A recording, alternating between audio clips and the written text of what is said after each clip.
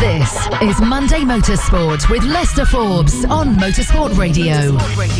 Welcome to Monday Motorsport on Motorsport Radio. My name is Lester and we are on location at Snetterton.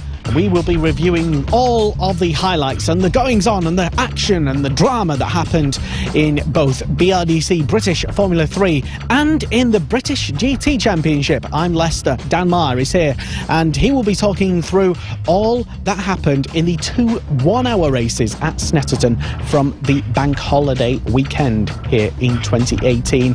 Plus, later on in the show, we will find out what happened in the first ever WRX round at a controversial Silverstone. I'll be with Phil Kinch later in the studio to review all the action from that. And also, Formula One was at Monaco. I joined Connor Jackson to review just whether Max Verstappen deserves to keep his seat in Formula One and why and who is leading the championship. But first on the show, it's Formula 3. And, well, here are some of the drivers that we don't often get to hear about for various reasons. First of all, it's Cutter. Why are you called Cutter? Everyone in Thailand when they're born they get given a nickname, and mine just happened to be Cutter. Well, right, not because you cut through the pack or anything? Well, I suppose then, yeah, well, no. Fair enough, but yes, Satakol Chai Mongol.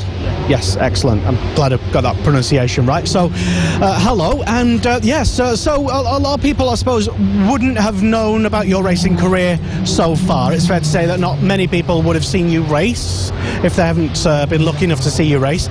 So tell us then what you've been doing before you came into British F3. So I was competing in the karting World Series in 2014, 2015. Managed to came 10th in the world in 2014, and then we didn't really do anything in 2015, 2016, and so we sort of get back to karting stuff again in 2017, and then at the end of the year we decided to say, right, we're going Formula 3 BRDC in 2018, and that's how we get going, really. So this is my first season. Wow, that's a progression there, isn't it? So it's I suppose it's the same for a lot of people, though. You've got various options and not everything works out, and then you have some people, a lot of people actually have to take a year out, or for various reasons, mostly money, but yeah, to just think, yeah, let's do F3 next year, that's not bad. Yeah, well, yeah, in a way I've done all my A-levels, just, you know, I've got an upcoming A-levels and I've done it all, so that's a good achievement, I'll say. And then so hopefully we'll get back into racing full-time again, so planning to get a gap year for next year, and then we can go straight into racing. Yeah.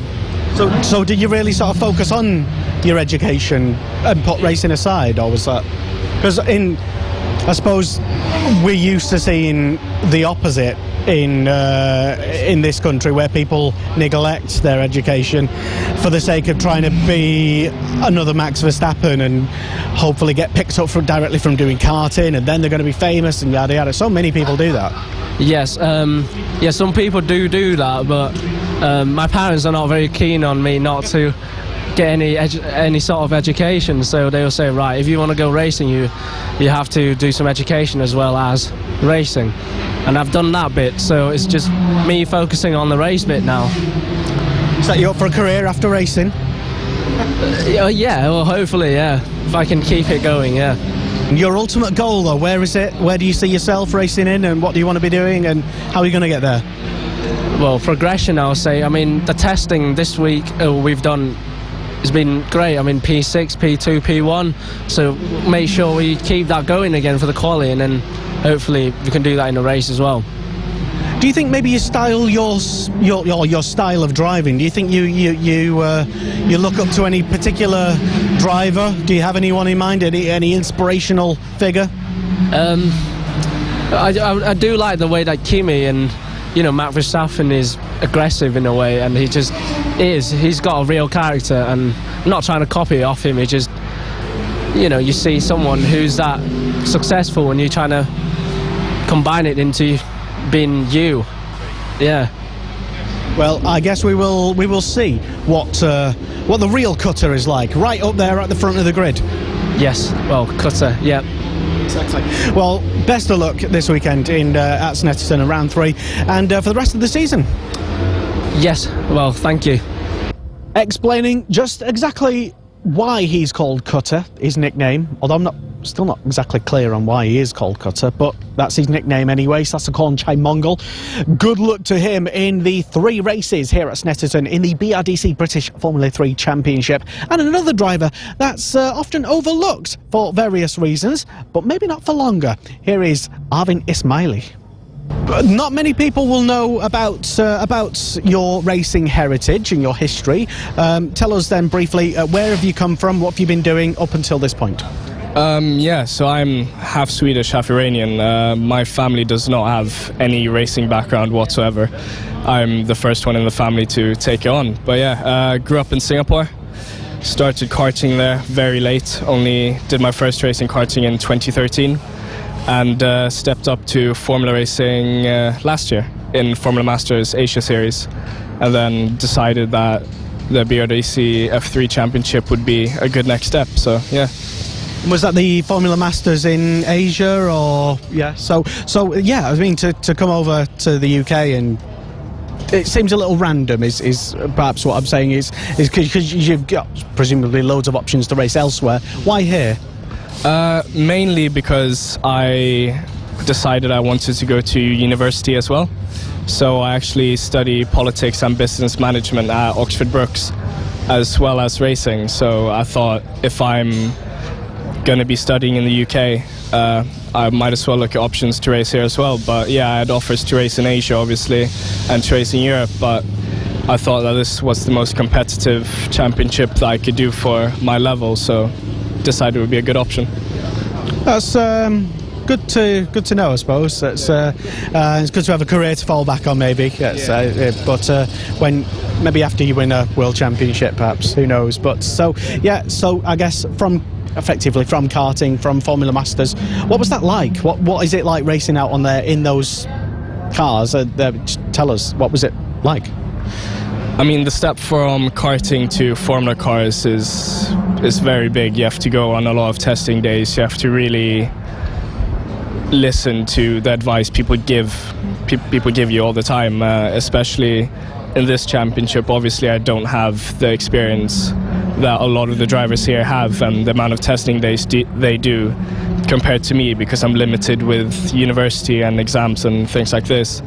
So it's a big challenge, obviously, but I feel like I'm improving. The times tell me I'm improving, so slowly getting there to the top where I want to be, where I'm used to being in racing in general. So no, it's a very humbling experience, if I put it that way.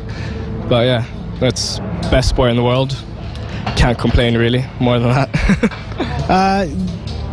Okay, yeah, no, yeah, I suppose, yeah, it's an interesting way of putting it. But do you think maybe you could have done Formula 3 without that experience in the Formula Masters? Was that a good stepping stone for you so far, do you think, looking back? Yeah, going into this championship, you definitely don't want to be going into it without any Formula experience whatsoever, unless you've been doing a year or two of pure testing. But it's a championship, you need to have done something else prior to. So yeah, no, in terms of Asia, Formula Masters is one of the best championships, and even to go into that without doing any prior Formula is quite difficult. So yeah, no, it was a good stepping stone, I think, definitely. Arvin Ismaili there talking to us, and we'll catch up with him throughout the season here on Motorsport Radio. So, on the grid before race number 1, and it is Nikolai Kiergaard on pole position, and can he make it his second win of the season? He's only got 1 so far in second place. It's Linus Lundqvist, 2 wins so far in 2018. Will it be a third today? He's had 4 out of 6 podiums this year. Also in third place, it's Kush Mayani with 3 podiums. If he stays where he is at the moment, well, he'll make it 4 podiums. What will happen in race number 1? Let's cross over to the podium to find out. Well, on his first ever Formula 3 race, Harry Webb finished the race in 5th place. Jordan Kane bringing the car home, a slightly injured car with a broken thumb in 4th place. Linus Lundqvist getting another podium in 3rd place. 2nd place on the podium in race number 1 in Formula 3. It was another podium for Kush Mayani. And for Carlin, he started in pole and he finished in pole. He made it look pretty easy. It definitely wasn't. Another win for Nikolai Kiergaard in Formula 3, and let's hear from him right now. Nikolai, hello there. It's good to see you back on the top step of the podium for your 2nd win of the season. Congratulations. Talk us through it. Well, I saw they had the new tyres on and we didn't, so I knew they were going to be fast in the opening stages of the race, but I got off the line well, and I think they were quite close, fighting a little bit, so I got a little bit of a gap, which was good. And then towards the end, he was getting a little bit close to Linus, but not enough for an attack, and then he went wide at turn 5, so which made it a lot easier for me the last 2 laps. You had a lot of pressure throughout that race, it seemed like. Yeah, he was close. Not close enough for an attack, but close enough that I couldn't make a mistake, like Linus ended up doing. So definitely a hard race where a lot of focus required. For those who don't know, it's a completely second race reverse grid. That means basically, yeah, you're at the back for race number 2. What can you do? Just hope for the best, maybe? Well, for the first 2 weekends, we've scored big points in race 2, so hopefully we will be able to do the same. We've got good pace here, and I think we've got the 2 long straights where you can make some overtaking. So that's definitely the aim, and get as far up as possible and get as many points as possible and a good lap time for race 3. Well, obviously it's a fantastic start to the weekend, and more points for the championship for you. Yeah, definitely. I think it's really close at the top now. Just 11 points ahead before of this race, so it must be, I don't know, 2 or 3, maybe 4 points now.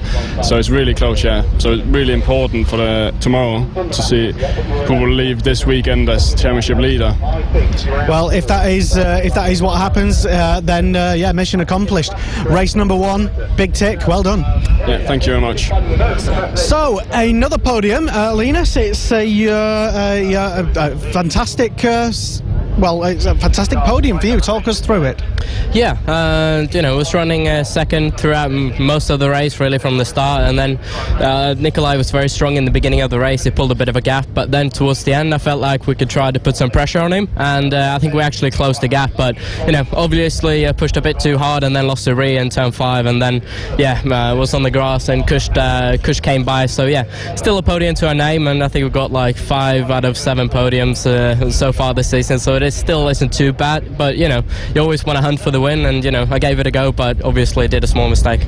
So that I guess you just confirmed it there. It was a driver error. Yeah, definitely. A small apology to the team of losing second place. I think still first place might have been tough to challenge for, even if we didn't do the mistake, because he was strong today. But we'll give it a go tomorrow as well.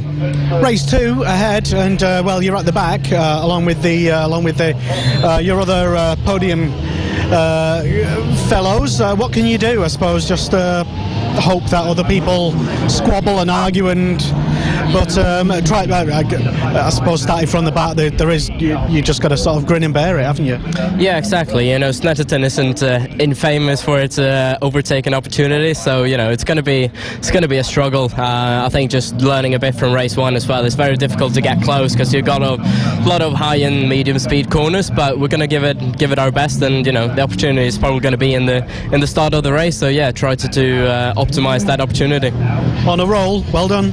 Yeah, thank you very much. Just talking after the first race of the weekend, and it's Kush Mayani with his 4th podium of the season. How are you feeling?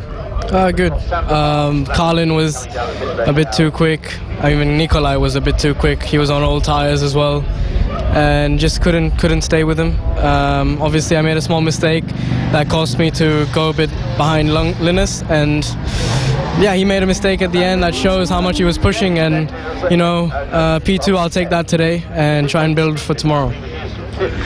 Do you perhaps think that, although yes, maybe Nikolai did have a ton of speed, and it was very difficult for him, maybe anyone, to catch him when he's on form in these conditions as well. They seem to favour him, but do you think maybe you could have done more? I mean, second place, good achievement.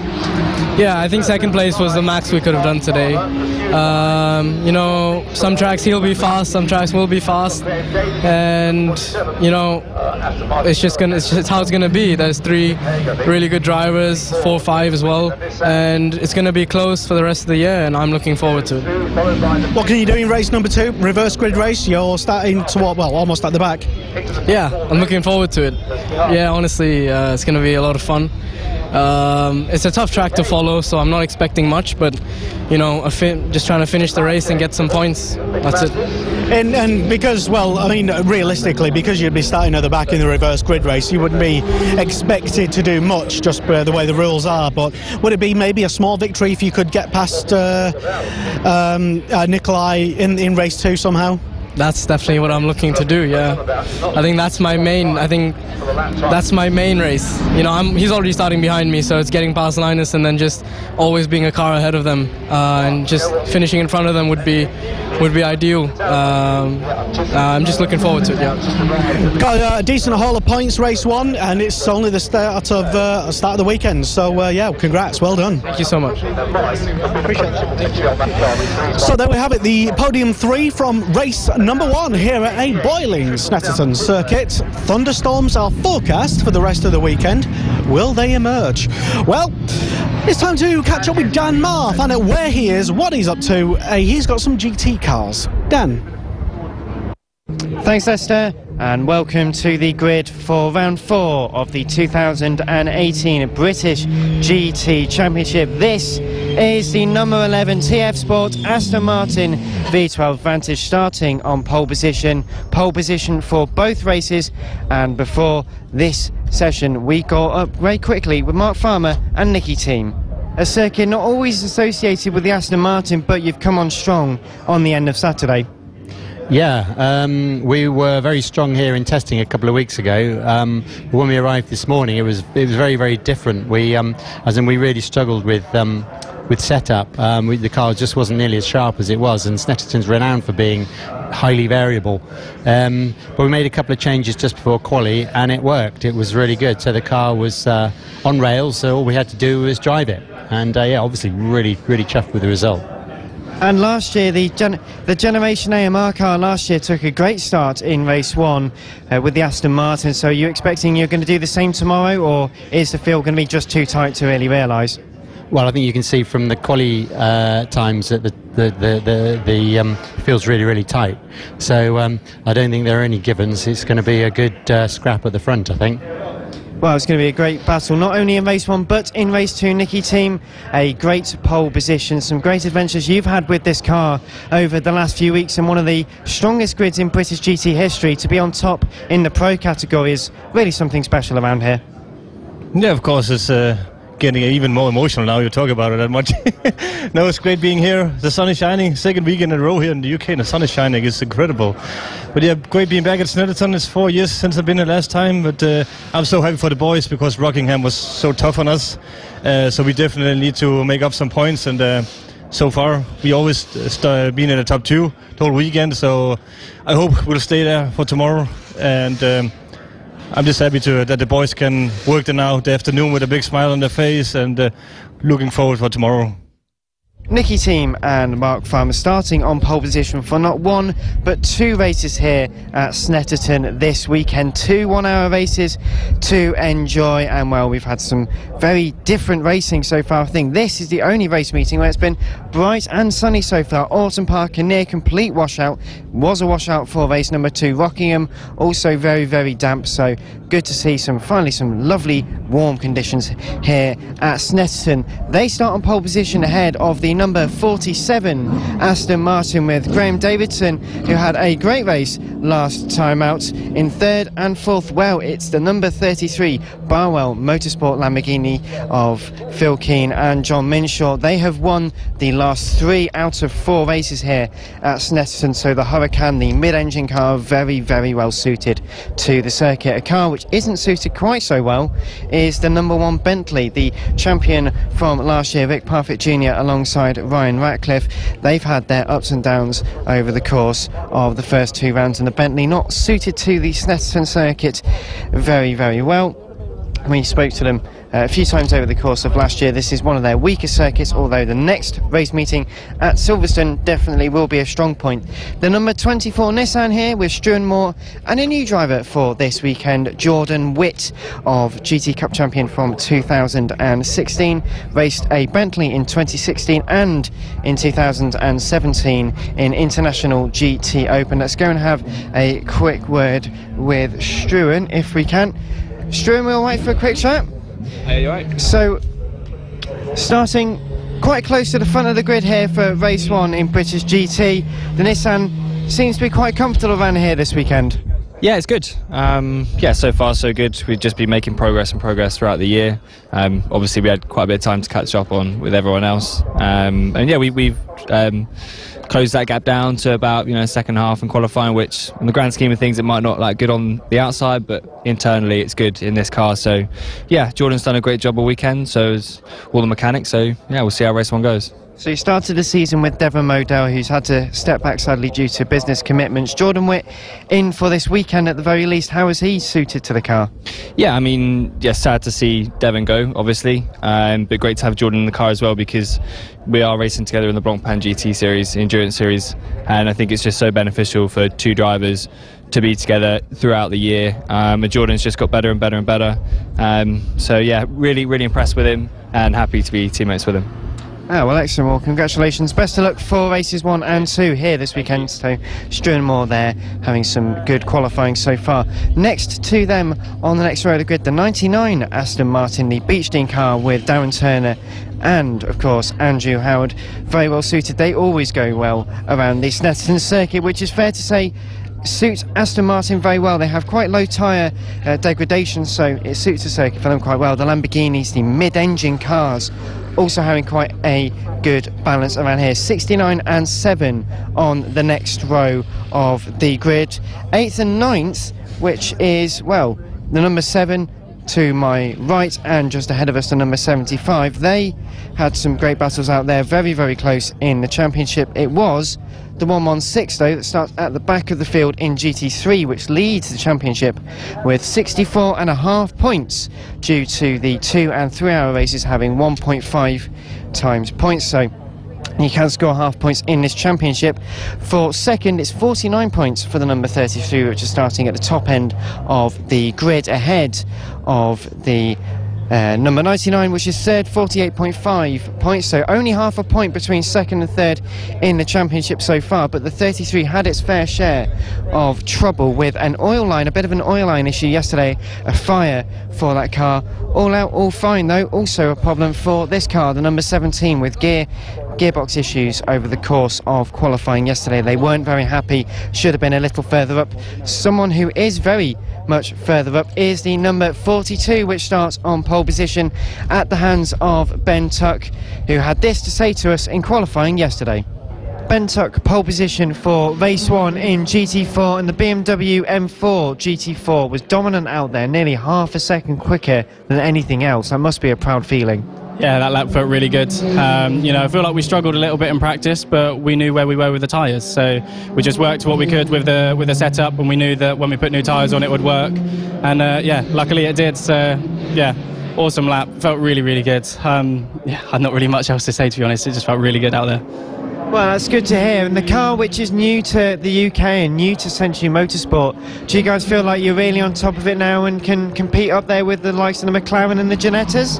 Yeah, definitely. We're getting there. First couple of rounds are a bit of a struggle, but obviously, like you say, brand new car, especially for the championship as well. But we've got great support from BMW. I mean, BMW Motorsport and Century put together a great car, especially for this weekend, as we just saw. So yeah, really looking forward to the rest of the year, if this is going to be our form now. And looking forward to 2 races this weekend at Snetterton. How do you think the BMW will fare in the really warm temperatures, or maybe rumours of thunderstorms and rain? Do you think it'll be able to cope in any situation? Yeah, I think we've found setups for both wet and dry now, so we're just about there with the car. I reckon whatever it throws at us, we'll be able to, put on a good show from pole tomorrow. Ben Tuck, congratulations on race 1 pole.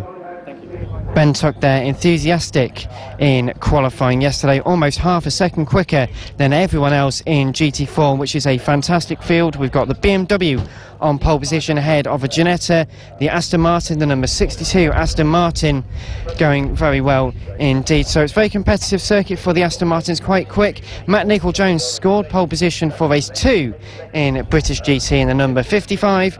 Last year, this in the hands of Stuart Middleton, taking the championship victory. Well, Callum Poynton and Patrick Matthijssen in this car now, currently in the lead of the championship. A good gap in the championship for them so far, but it's all to be decided for second, third and fourth.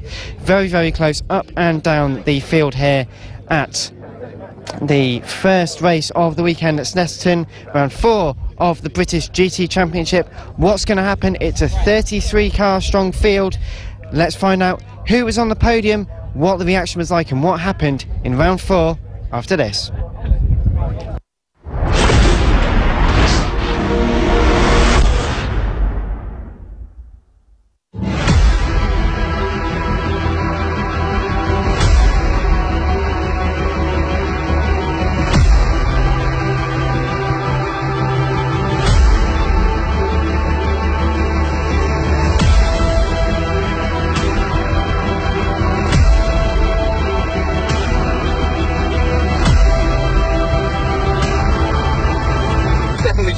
Let's have another go. Plans are not to get in trouble in the first corner.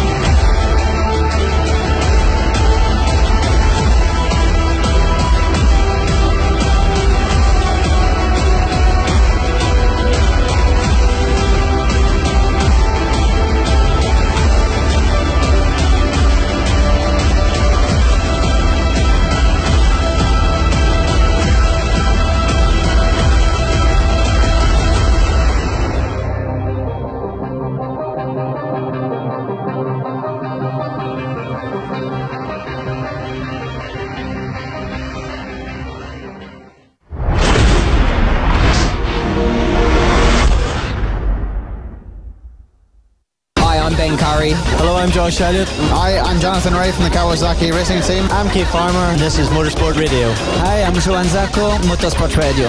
Hi, I'm Ryan Vickers, and this is Motorsport Radio. Hi, I'm Michael Laverty, and this is Motorsport Radio. Hi, I'm Bradley Wright. This is Motorsport Radio. The Superbike Show on Motorsport Radio. This is Monday Motorsport with Lester Forbes on Motorsport Radio. You're listening to Monday Motorsport live on motorsport.radio. I'm Dan Marr. Thank you for tuning in to find out what's been going on over the course of this quite wonderful bank holiday weekend. We are here at Snetterton for rounds 4 and 5 of the British GT Championship and the latest rounds of the BRDC British Formula 3 Series. I will pass over to Lester Forbes in just a few minutes to find out what happened later on, not only from Snetterton this weekend, but Silverstone for the World Rallycross and of course the Monaco Grand Prix in, well, Monaco. We'll catch up on all of that very shortly, but to recap, round 4 of the 2018 British GT Championship got underway here, 33 cars this morning, and it was a great race, very competitive, very close. Immediately at turn 1 there was a spin for the number 69 Barwell Motorsport Lamborghini, which had a few knock-on effects throughout the order of the field. That managed to spin but not hit anyone, resumed at the back of the GT3 field to try and climb up a few paces over the first of the 2 one-hour races here this weekend. Well, it was very close going through Ritchie's on the first corner. The rest of the first lap remained quite competitive and quite clean, although it was quite difficult for the number 43. There was a problem with the front right tyre on that car, which had to come in and get it sorted. Did go back out though, so good to see the second of the Century Motorsport cars going back out. The 33 moved into second place very early on in the race, very close, but with about 10 minutes in, the 99 also came in. That is the Beechdean Aston Martin V12 Vantage GT3, that at the time in the hands of Andrew Howard. They took the front right off, they took the rear right off as well. They had to look around all 4 of the corners on the the car. They weren't quite sure what the issue is, and they had to work on that for quite a while. All of that was still going on. There was brilliant battling with the number 24 Nissan, the GTR GT3 that we heard from Struan Moore on the grid, in the hands of Jordan Witt, getting very hands-on with the likes of the... Well, it was very close. It was a three-way battle between the 33, which is the John Minshaw and Phil Keane Lamborghini. The Bentley of Rick Parfitt Jr. was also getting involved. It was all some brilliant stuff. They had some good scraps towards the later stages of the race. Did make up some positions, but in all of the chaos, the number 11, which was on pole position, that is the first of the TF Sport Aston Martins, stormed off into a bit of a lead with Mark Farmer, but just come towards the end of his stint, and with a poor lap had the number 47, which is the Jetstream Motorsport Aston Martin. There are quite a lot of Aston Martins in GT3 this year, through with Graham Davidson at the wheel. Made a very good move going into the second corner here at Snetterton. The hairpin used to be known as, well, it is known as Wilson, a few other names over the years, but a very late move, dived to the inside line, took an emphatic move, and then lost out almost 2 corners later, the number 11 to Rick Parfitt in the Bentley. So very close. They came into the pit lane. Well, in fact, it's a little bit more tricky than that, because the number 501, which is the McLaren 570S, the PWM, the Motorsport Expo car, very brightly coloured, with Mike Robinson and Graham Johnson. Well, they had a few issues, in fact conked out up towards Coram. That was the end of their race. It brought the safety car out, for which the field circulated under for about 10 minutes. Then everyone, and when I say everyone, I mean pretty much everyone, 28 cars came into the pit lane, and you can see behind me how tight the pit lane is with the grid walk going on at the moment. Well, just imagine it full of GT3 and GT4 cars. Very, very tight stuff for everyone. And GT4 field had a really mixed up order. So far, the 42, which is on pole position, that had a bit of troubles. In fact, it had troubles in the pits, and the second stint for them.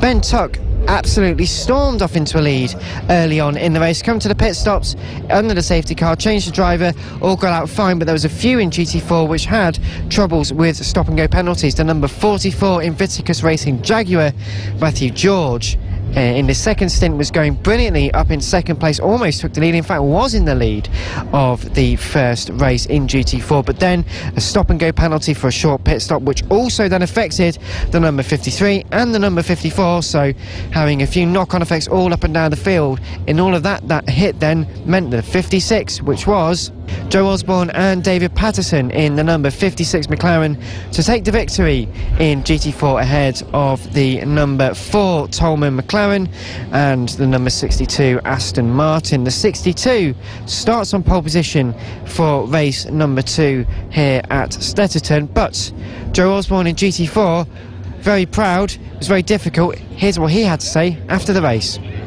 Joe Osborne, winner in race 1 in GT4 at Snetterton for the British GT. A very tricky race out there, I suppose, for you guys. Yeah, a lot of dynamics kicking off there.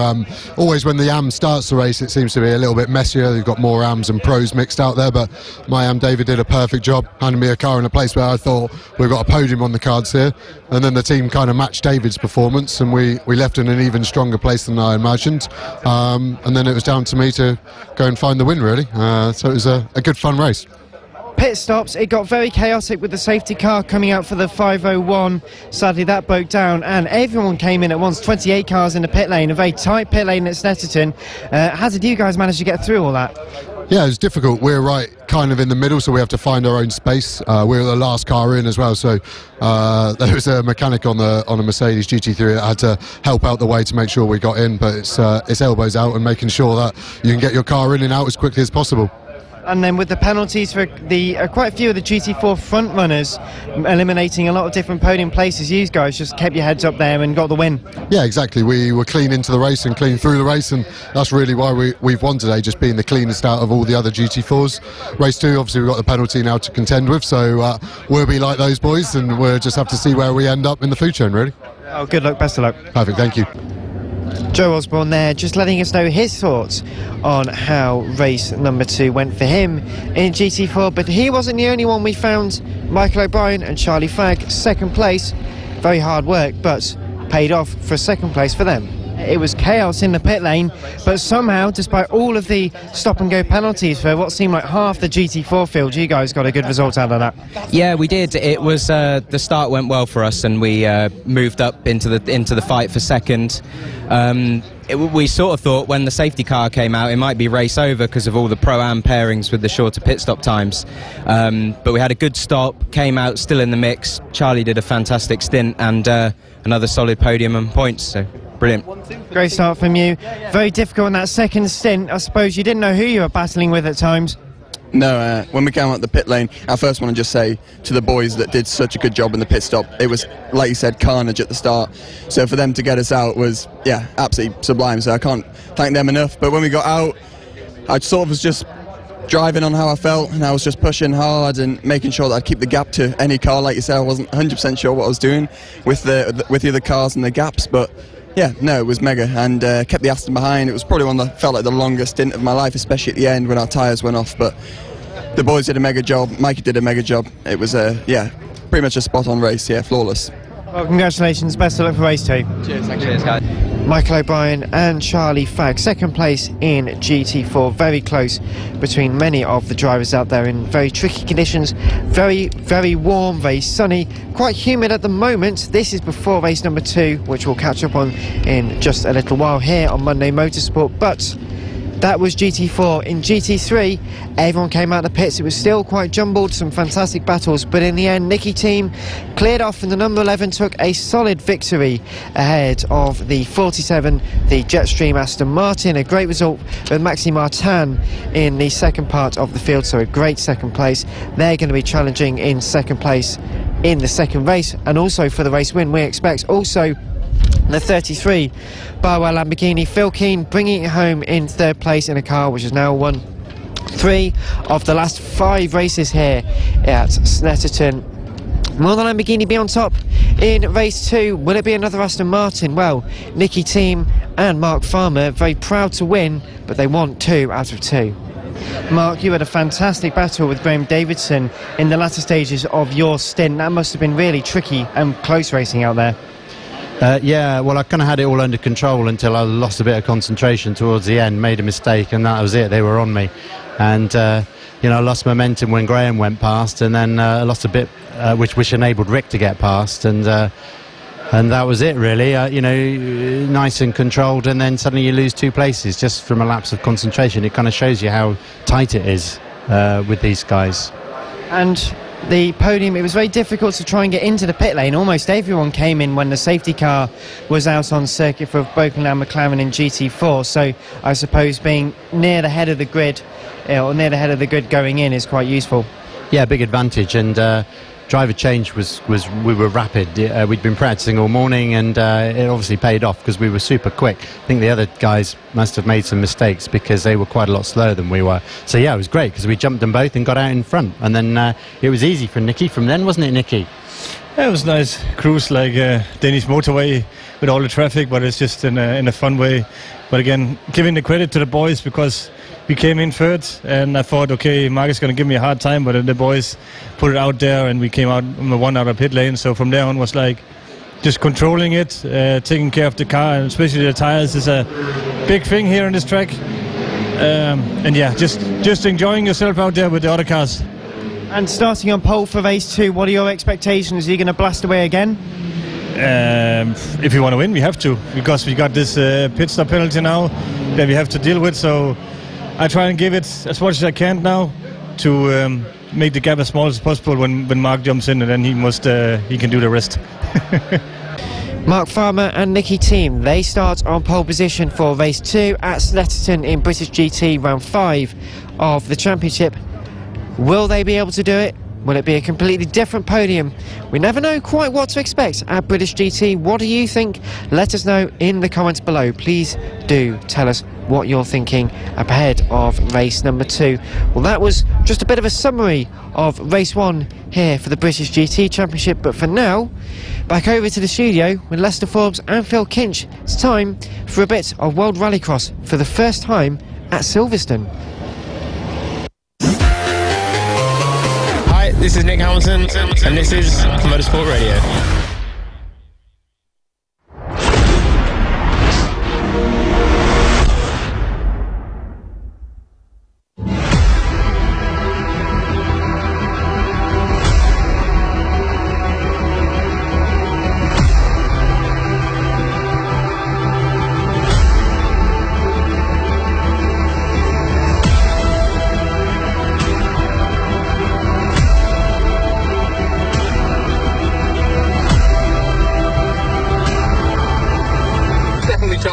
Let's have another go. Plans are not to get in trouble with the first forward.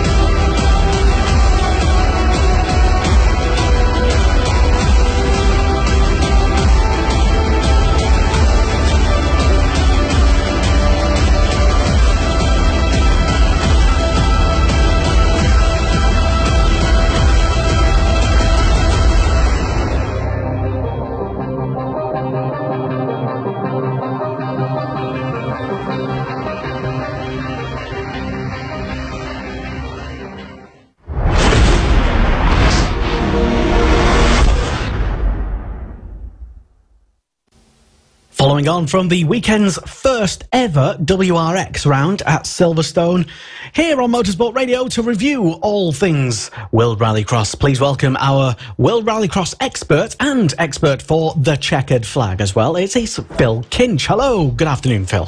Good afternoon, Lester. How are we? Very good. So, yeah, we're talking the day after the epic weekend. How was it, Phil? You were there. I was there yesterday. I've got to be honest, it was a very busy day. Really run off my feet, running around and trying to catch up with drivers and teams and see how they've done, and also keeping on top of firing out reports for the checkered flag during qualifying, semi-finals and the final as well. So, yes, I thoroughly enjoyed myself. Really interesting day, and it's something I'd like to go back and do again. Well, we've got a lot to talk about. So I guess for a lot of people who didn't managed to attend, and we'll get onto the attendance figures later, or didn't manage to see any of the newly streamed qualifying sessions, or even the race itself, because it is all live streamed now, which is fantastic. We will begin, I suppose, by catching up with some of the British drivers, Phil, because last week on Motorsport Radio we had a chat, or you did anyway, with Oliver Bennett, the Excite racing driver, racing in the Mini Cooper, but there were also two other Brits racing this weekend. Tell us more. Yeah, that's right. So, as you said, we spoke to Ollie Bennett, who was driving the Excite Racing Mini Cooper last week. So this weekend, sorry, we spoke to him last week. There was also Andrew Jordan, as many people probably know, British Touring Car Champion from 2013 and a regular driver this year as well. And we also had Mark Higgins, who is a regular in the British Rallycross Championship this year. He's making his debut in Rallycross in general, and this was his first World RX event for Albertech Racing. So there was also supposed to be Ollie O'Donovan. Unfortunately, Ollie had an issue with an engine detonating on the Ford Focus and a problem on his Ford Fiesta, so he missed out, but he was in attendance for the weekend anyway. Well, that's good. Well, not that's it. Anyway, you know what I mean. No, it's not good, but he was there. Yes, yes. So then, it was the much talked about Speed Machine weekend at Silverstone, like I say, for the first time ever, rather controversially, has to be said, making it switch from Lydden Hill. And from your impressions, you were there, and you saw it, and many others watched it, either live or watched back from the streams that were live at the time. The overall impressions of the weekend, then, I think it went just as brilliantly and well organised as any WRX event, and I think it's actually good for Silverstone. Yeah, I think the weekend went really well. Lots of people that were there on Sunday. You could see, a lot of people trackside as well during the live streams. I think, the innovative idea, put my teeth in gear, of adding qualifying live on Facebook and streaming it. Again, a lot of sports are doing it nowadays. It just makes complete sense with World Rallycross having such a big social media presence as it does. It just added to it. To be able to watch the qualifying races live was brilliant. Andrew Coley doing his best on commentary as he does with Guy Wilkes, and just the racing proving itself to be quite exciting on track. I think the jury's still out on the track design itself. I'll be honest. There's a couple of overtaking opportunities into turn 1 and also into the chicane before the jump. After that, it is sort of single file, so the track is quite narrow and the grip level sort of fluctuated over the weekend. There was some rain on Friday, and I think again overnight Saturday into Sunday, so that affected grip levels. I mean, those sorts of things are, because it's the first season, because it's the first time there doing it. These things, I suppose, can only be found out by actually doing it, really. And because Silverstone has the capacity, it has the space, it can change and expand and do whatever circuit configuration it wants. It can, and like I say, I do wonder if that is something they'll look at the track. They might not. They might leave it as it is. We don't know. I know the jump was a very big talking point. A lot of teams were having to compromise setup, but to take into account the amount of air, as Janice Bellmanis is proving before us, that the cars were getting as they were going over the jump, and then having to slow down to take the right-hander. So setup choices were very difficult, as I understand, to make sure they were getting the optimum grip out of the car and speed. Again, the first turn proved to be quite controversial in some cases during the races, with an outside line working or an inside line working, or some cars I think even going 3 abreast into there at some stage. But yeah, it's definitely, and the Joker itself again was something where a lot of drivers took different lines and different approaches to try and get the best, the quickest time out of there as possible. So definitely a challenge for the drivers on its first weekend. But I think overall it has been received as very favourably. The weekend went really well, organisation wise. Everything seemed, in place as it should be. No dramas or concerns. A lot of fans, as it was around all the festival parts of the circuit. And then, again, sitting in the stands as well, they all seem to be having fun and enjoying themselves. So yeah, I think it went down really, really well. And talking about the actual racing itself, and because as you say, the show was very good. And that's me talking as a total neutral. I don't have any particular emotional attachment to any rallycross circuit. So that's just me as a total neutral observer. Just putting that out there before anyone says anything. Oh well, anyway. But yeah, the actual racing itself then. And shall we? I understand there was an incident in some of the semi-finals. Semi-final number 1, anyway. Yes. Involving Kristoffersson and Solberg up to clips once again. Who did it? And whose fault was it? Well, this could be discussed for quite some time. Semi-final 1 had both the VW drivers, Mette Solberg and Johan Kristoffersson, on the front row. And to be honest, the Volkswagens again were well in the mix and showing the way. In fact, Kristoffersson actually showed the way on Sunday, winning both qualifying sessions, so it was very obvious he was on form. Semi-final 1 itself, on the run into the first corner, there was contact between the two VWs, and what ended up happening was that Kristoffersson ended up into the tyre barrier in turn 1. The contact he had with the tyre barrier meant the tyre barrier actually came out onto the track in front of the rest of the car, so everyone was either trying to avoid it or poor Tommy Rustad. In fact, there we go, that was the start of the contact between the two VWs just there. Poor Tommy Rustad actually ended up right smack bang in the middle of the tyre barrier.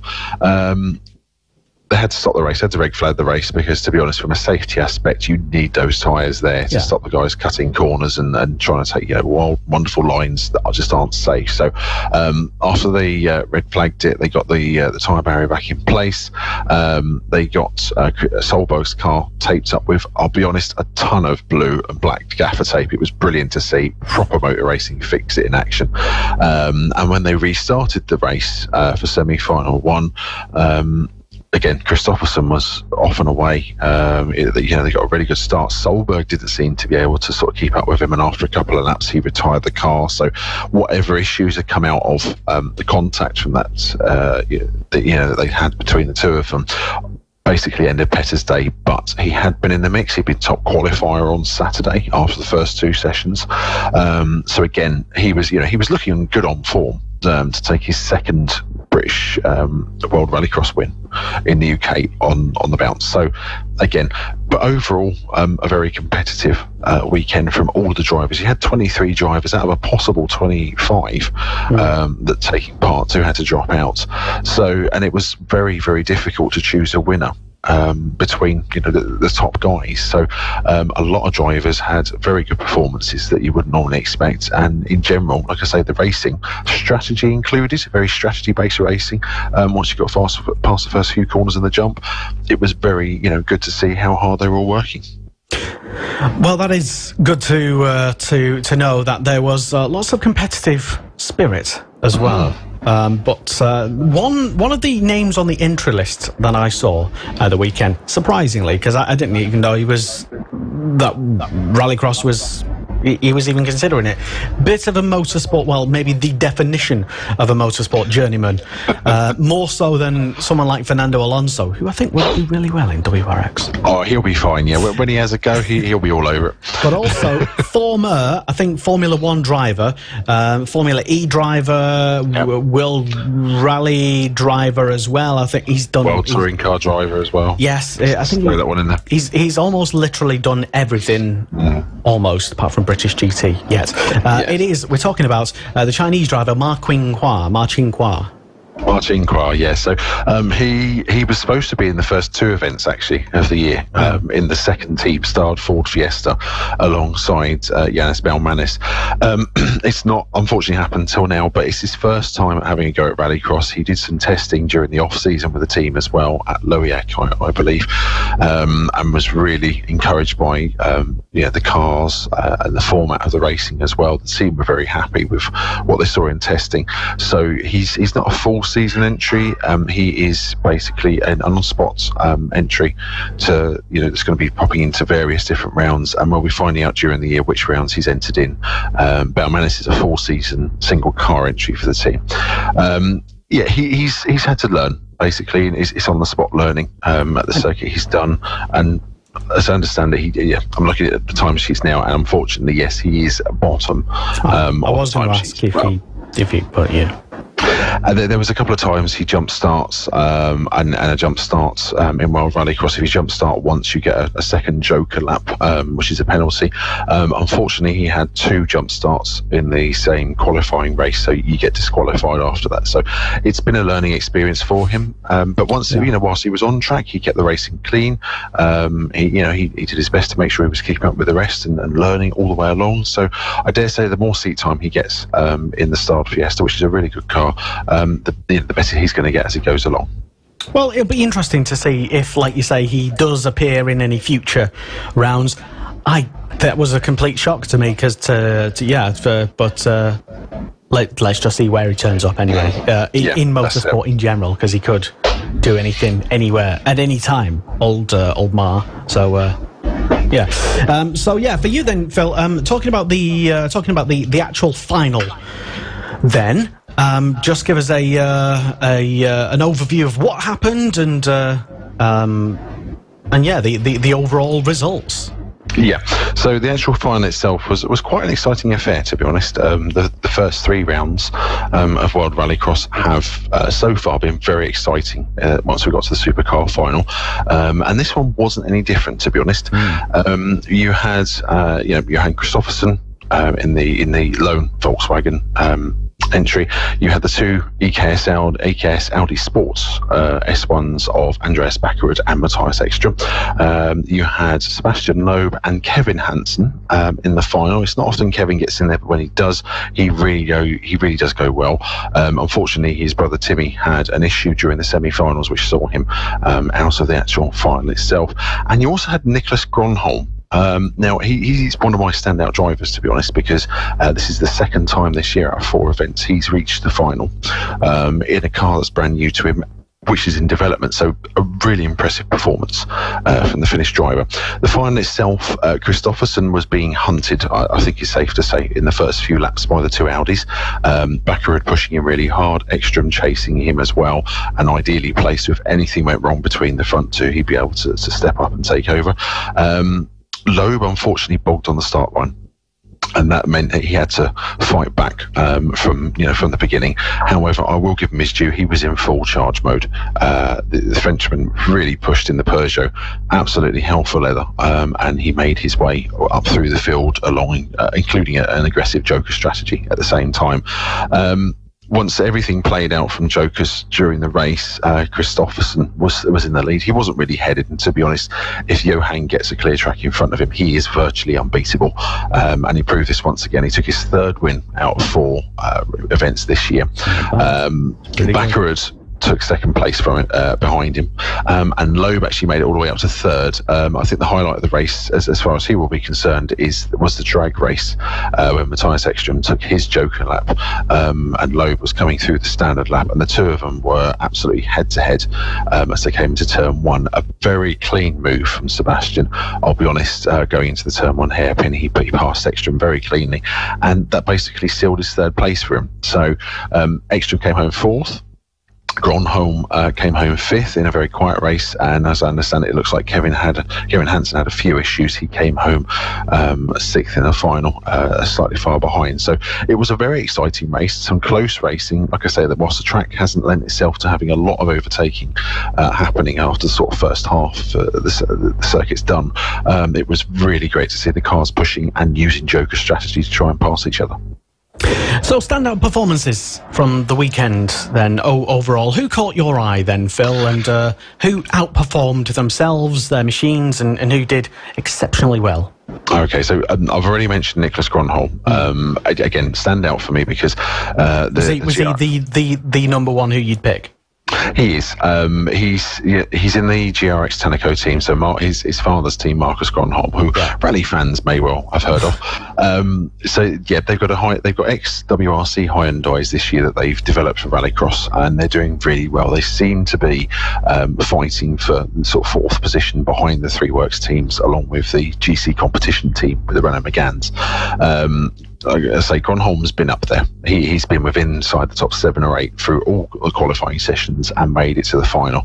I'm really impressed with that, to be honest. He seems to have really adapted well to the car, and he's really pushing. The team are punching above their weight after last year, just running the one Ford Fiesta and doing their best to learn as much as they could. Someone else who stood out for me was Tommy Rustad. Now, I'll give you a bit of a history lesson. About 20 years ago, he was racing in the British Touring Car Championship in a Renault Laguna as a privateer, and it was quite simply a case of he was, doing everything possible he can to beat the Works teams, and then back then he was pulling off heroic manoeuvres. Tommy's done the same thing again, this time in World Rallycross. He's doing a limited program this year with the Markland team. Anton Markland is his teammate, and one of the events was Silverstone, and he absolutely managed to make it all the way through to the semi-finals. Unfortunately, he finished 4th in semi-final 1. I'm just looking at that. Yes, semi-final 1. But it's the fact of he stayed within the top 12 all weekend. Really impressive, considering that the car that he was driving, the car Anton Markland's driving, the team have built themselves over the winter.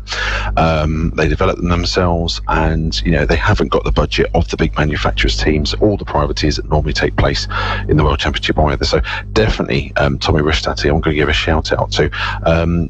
I'm also going to give a shout out to Kevin Eriksson. He's my other driver. Now Kevin's driving for the Olsbergs MSE team, his father, Andreas Eriksson's team. They've had a bit of a rough ride in the first 3 events of the year so far, and both Kevin and his teammate Robin Larsson have really pushed at Silverstone. Kevin was inside the top 12 on Saturday after 2 qualifying sessions and pushing hard for his race wins. His race pace was really impressive on Sunday. So whilst he didn't make it through to the final itself, he showed there's progress being made with that Fiesta. It's a brand new car. A lot of technical innovations gone into it that's similar to the Volkswagens from last year, and they're gonna push forward. So yeah, those are my top sort of 3 standout performances: Niklas Gronholm, Tommy Rustad, and Kevin Eriksson. Well, Phil, it is fantastic to catch up with you and learn what happened from an expert's point of view, I suppose. I suppose the only thing to ask, really, before we let you go, is what's going to happen at the next round. They're in Norway, aren't they? Round 5. Oh yeah, so I love this. If you're not a Rallycross fan, I think this is one of the best place names I've ever heard for a circuit. So yeah, the World RX of Norway in 2 weeks' time. It's a brilliant track. It's on the Dirt 4 game if you've got the PlayStation, Xbox, etc. You can have a go at it. It is wonderful. Its Joker is very iconic, and a first corner Joker that normally plays havoc with qualifying races. There's been some fantastic races we've had over the years. So the World RX of Norway takes place in Hell, which I think is brilliant. Ever since I started covering World Rallycross, I love it. You can find so many ways to fit that into an article. It's brilliant. There are the entry list has been released. There is going to be a former Formula 1 driver taking part. Alex Wirtz has been confirmed to be driving for... I thought he was going to say Jensen then. No, that'd be even better. I think a lot of fans would love that even more if Jensen did. Alex Wirtz is driving one of the MJP Racing Team Austria Full Fiestas, one of the cars that similar to what Andrew Jordan drove this weekend. He'll be driving that. It's his first time of rallycross event. Obviously with the team being fully based in Austria, Alex being a big hero in Austria as well, and it's something I know the team boss Max Pusha has been wanting to get in place to have Alex to have a proper go at a rallycross event. So there's also going to be quite a few of the Euro guys having a go at that. I believe Tommy Ristad's back as well, and that's his home event, so he always goes well at Norway. You're going to have the usual suspects, the whole works teams going hammer and tongs as they will, the privateers going for it at the same time. Norway, as a World Rallycross event, never fails to impress. It's the home event for Petter Solberg. It's a home event for Andreas Backerud. 3 big Rallycross names, and that doesn't even cover how much excitement this event normally comes up with. Plus, it's in Hell. It's in Hell. It's exactly, you're learning straight away. It's in Hell. I'm going to sort of suggest, if you can, I think it's the 2015 season. Look for semi-final 2. On YouTube, yeah. If you look for semi-final 2, I'm going to give you a clue. Cars get rolled over, keep racing. Cars go hell for leather with each other, keep racing. Andrew Coley, I think at one point just happily admits, it's one of my favourite sayings. I pick him up on his Coleyisms. I think it's great. He's like Murray Walker with Rallycross. It's wonderful. At one point he sits there and sort of says it's as though someone's thrown a hand grenade into the room and let the action take place once it's exploded. It's a fantastic race. So semi-final 2 from 2015, if you can find that. But one that's definitely well worth watching. World RX of Norway in Hell. It sort of says itself. It's brilliant. You're looking forward to that one and seeing how that pans out. Phil Kinch, thank you very much. Thank you, sir. Motorsport Radio. Hi, I'm Jonathan Ray from the Kawasaki Racing Team. Hi, this is Nick Hamilton. Hi, I'm Jamie Chadwick. Hey everyone, I'm Bradley Smith. Hi, I'm Joan Zacco. Hi, I'm Bradley Wright. Hi, I'm Seb Morris. Hi, I'm Dan Linfoot from Honda Racing, British Superbike Team, and this is Motorsport Radio.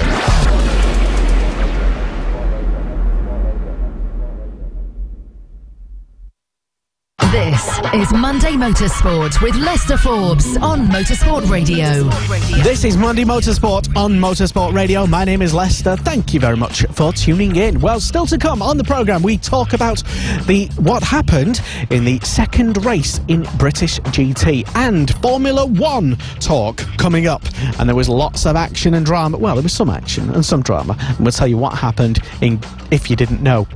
So, race number 2 in the BRDC British Formula 3 Championship, and we have our website editor Connor Jackson here to review everything.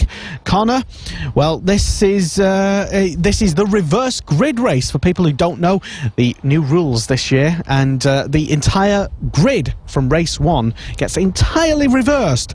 So a change, a depart from what happened in previous years when only I think the top 8 got reversed. So basically every person who, well, if you finished last in race number 1, you're then on pole position, and that meant Manuel Maldonado, who unfortunately finished last in race number 1, and I'll tell you that he had a few things to say to Sasakon Chai-Mongol Cutter. I'm presuming, had a little argument with him in race 1. And we caught up with him, having a few words with him in the assembly area. He wasn't too pleased. That was the body language anyway. Maybe I'm misinterpreting that. But head to our website, motorsport.radio, and maybe you can perhaps see exactly what I'm talking about because we managed to catch it on camera. Anyway, so race number 2 then, and it was Maldonado on pole position, and it was a bad start for Ravi Shankar, but a solid start for Maldonado, who took off. Indeed. In fairness, it was actually quite a good start for Ravi Shankar, at least off the line. He gained at least 2 places, but yeah, that first lap did not go well for him. He dropped a number of places, and the biggest beneficiary of that first lap up at the front was Ravi Shankar's teammate, Krish Mahadik, who did manage to jump up to second, at least in the early stages. And yeah, from there, I think it was pretty set. Maldonado obviously has the speed and the experience more than any driver in the field to break away, and him and Mahadik really went tooth and nail for most of the race, but it was a Venezuelan that came out on top, and it was a excellent second victory from him, especially considering he's done this before at Oulton Park. He knew what he was doing, and while he probably was not happy with how race 1 ended, this is certainly a good way to come back, especially as he's fighting Mahadik for 5th in the championship at the minute. Yeah, certainly, and there was a good few incidents, let's say, in race number 2, as expected. That's kind of what the rules were intended to entice, really. And that's what they produced. Nikolai Kiergaard, who did fantastically well to scramble up the field, having started in last because he won race number 1. Well, he got up to up to P6 at one point, all the way from the back of the grid, and then him and Jamie Chadwick mysteriously dropped down the field. Read into that what you will. Yes, I don't know how much you've spoken to the drivers, Lester, but from what we know, Tom Gamble's rear of the car was completely destroyed. Jamie Chadwick entered the pit lane with a broken front wing, and Lundqvist never returned to the pit lane at all. So the three did cross the line within a second of each other at the start of the 4th lap, I believe, and as I said, we didn't really see them afterwards. So that something did obviously happen in the middle of the race, and it is disappointing for those guys, especially because they're realistically, you know, most of those guys who DNF'd or had a bad race too, they're fighting for the championship. They did. Gamble obviously really needed some strong points after what was a disappointing race 1 for him anyway, and yeah, Kiergaard, who jumped 10 places on the opening lap, lost all of that ground that he had made up. In fact, race 2, three of the top 4 in the championship failed to even make the top 10. So it really was a case of the big hitters struggling around the circuit from the back of the grid. Well, there was other incidents as well, as Christian Mahadik was closing down Maldonado. Maldonado's early pace was 1.5 seconds, closed it down to less than half a second towards the end. And Jordan Kane pitted seemingly with an overnight engine replacement. Yes, the team at Douglas Motorsport having lots and lots of problems. The only thing that was that remained, I think, from Friday testing was the gearbox from the entire back of that car, Jordan having been almost T-boned, and lots of replacements from that car. You couldn't really tell, certainly from race 1 anyway, earlier, when he did brilliantly to get quite high up in the points, but yeah, he pitted, and a bad race 2 for Jordan Kane. That all meant that Manuel Maldonado scored his 2nd win of the season, and Krish Mahadik came in 2nd place, and Sasakorn Chaimongal, who we heard from earlier in the show, got his 1st podium. Let's hear from him. A smile on your face because you got your 1st podium. Yeah, well, that was, one of my proudest race. I mean, the 3rd time we were out in the car, 3rd race, and managed to grab a podium. Just slipping into 3rd is, a good effort from me. And then from the team perspective, that's probably the best results for this year so far anyway. So you started down in, what was it, 7th place on the grid, 6th or 7th, was it? So I started off in 7th, and then worked my way up to 3rd, and then a couple crashes in front of me, which sort of helped me to get a position. And then just because it is really difficult to overtake. That's what a lot of drivers have been saying here. Is getting a bit of a slipstream is one thing, but to actually try and overtake at this track is very difficult. So how did you do it? I mean, it's all about experience. I mean, those drivers who's been driving before I will have a lot more experience with, you know, the racing thing. And one thing I just have to take is whatever I have in the background, like using whatever I've learned from karting, and then apply that into the big cars now, Formula 3. Yeah, and then getting good advice from the team, which will, you know, putting the two together and go out there and have a race. So it was, I think your teammate Ben Hurst started the race in second place. Now it was, for anyone who is listening, race number 2 is the entirely reverse grid race, which meant that he finished towards the back of the grid, hence why he was starting in, I think he was second place. But you managed to finish ahead of him. Exactly sort of, did he have a problem, do you know, or was it just what happened there? Yeah, I think he just had a bad start, and then he, you know, it was like a snowball effect, and getting on the dirt, and then the tyres get cold, and then just losing more place, and then by the time you can settle down, you know, next thing you know is you're back at the grid, and then not much option you can do. Well, for race number 3, you're starting in 11th, I think I'm right? Yes, I'm starting P11 in the race 3, in the final race, and then hopefully, I'm not expecting a podium, but it'll be good to have one. And you've just got one, why not expect another one? Oh, you could say that, but you know, my goal for this race is to actually get some points and finish it. I mean, we come very far enough to actually get on the podium, and yeah, I mean, top 5 is possible. Yeah, talking about top 5. Yeah. Well, I'm sure it's giving you a load of confidence anyway to get that first podium under your belt.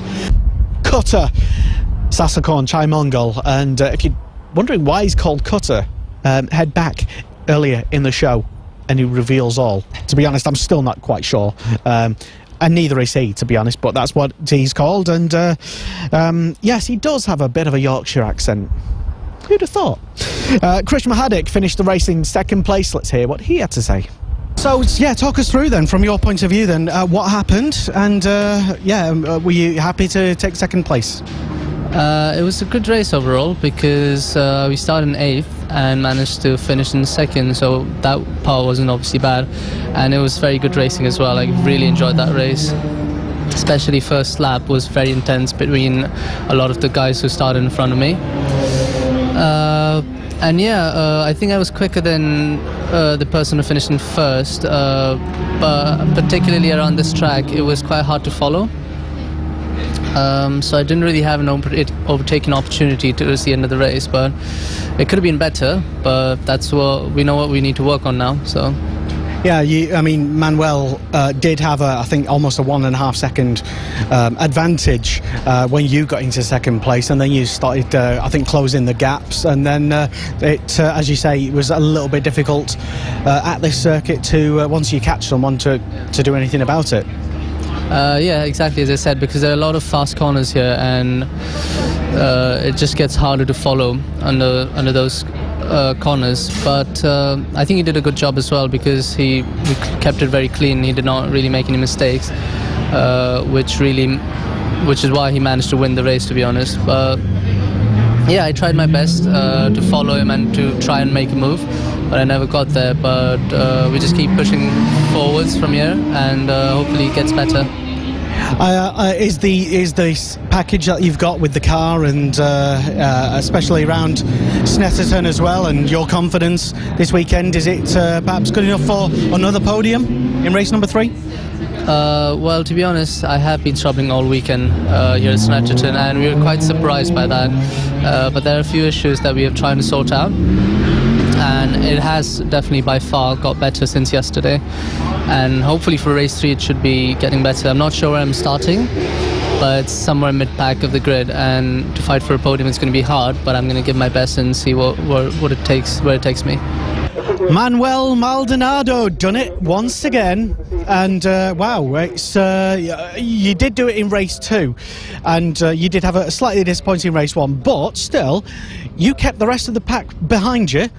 and yeah, that was an amazing victory. Well done. Yeah, thank you. Definitely this one feels a lot better, you know, not finishing under the safety car and actually coming across the checkered flag is a lot more satisfying. You know, I made sure that I got a good start and then pull away at the start, and then I saw Chris coming closer and closer towards the end, but still managed to pull a gap at the end. At the last 3 laps I pushed harder than him and yeah, pull away, and he was going to be able to come past me, so quite happy with that. We saw you just before the start of the race feeling really focused, and was you sort of getting your head into the zone, deciding what you need to do, how to stay ahead, that sort of thing? Yeah, definitely. You know, I was feeling a bit nervous before the race, as usual. You know, every race you feel a bit nervous, but this one a lot more. You know, starting at the front is always really nervous, you know, because you got all to lose. So yeah, it's still coming home and secure the win. It's quite happy. So what does this mean for you and your career then? Is it sending out a message to other people just to prove that once again Manuel can do the business? Yeah, definitely. It just shows that we can do it, and you know, we just need to make sure to work on our qualifying so we can start at the front. As you've seen, you know, once you start at the front you can really pull away and bring the win home, so yeah, quite happy. When's win number 3 coming? Hopefully soon. Well done, congrats. Manuel Maldonado there speaking to us after his 2nd win of the season. Of course, I predicted his 1st win of the season. Nobody else believed me, but yeah, race 2 victory. Although yes, he did start on pole, you've still got to finish the race to finish first. Indeed. It was a good result from Manuel, and to be honest, he clearly does have the raw speed this season. In the race 1 and race 3 and qualifying, it does seem to be the little way off the pace of the leaders, and that is a little unfortunate. However, he has made the most of these reverse grid races, and I think it does show that he could definitely be an upset driver for the front runners. I believe he still holds 6th maybe in the championship after this weekend. I believe it is within 1 or 2 points of Mahadic for the 5th place fight, so it really is going to be a case of Mahadic or Maldonado as best of the rest, and so I'm really looking forward to how good they do throughout the season. Race 3 then, and on pole position it was Linus Lundqvist starting on pole, and alongside him next on the grid it was Nikolai Kiergaard. And race number 3, it wasn't as eventful. I'm not going to say it was boring, but it just wasn't as action-packed. It was boring. But it was a good start by everybody. A relatively clean start with Nikolai really attacking Linus for the lead as Tom Gamble was falling down the pack. Do we know what happened with Tom in race number 3?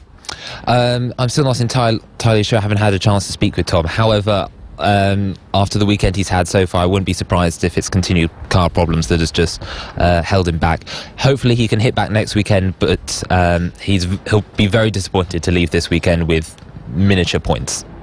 Yeah, certainly Tom Gamble is, I say, still tipped for a title challenge, certainly. And also happened, well, like I said, not much from our vantage point, having not seen the benefit of the TV pictures, which will be coming out very soon, filmed by Hey Fisher. Great job they do as well. Nikolai, fastest lap. He was actually closing on Linus Lundqvist, but it wasn't to be. It was a win for Linus Lundqvist. Once again, let's hear from him after the podium.